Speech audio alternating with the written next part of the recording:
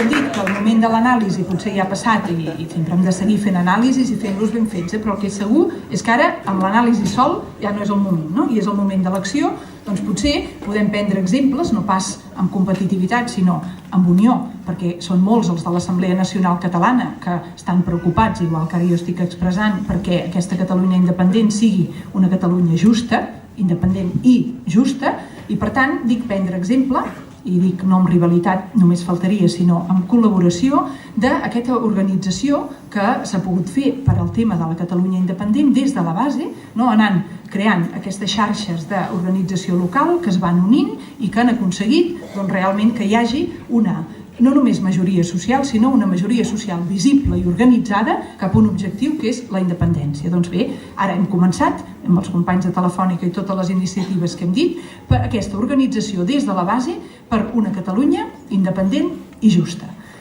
Com que al principi, si no, no m'hauria atrevit a citar la Bíblia, però com que hem dit al principi la citada, doncs ara jo acabaré amb una altra cita de l'Evangeli,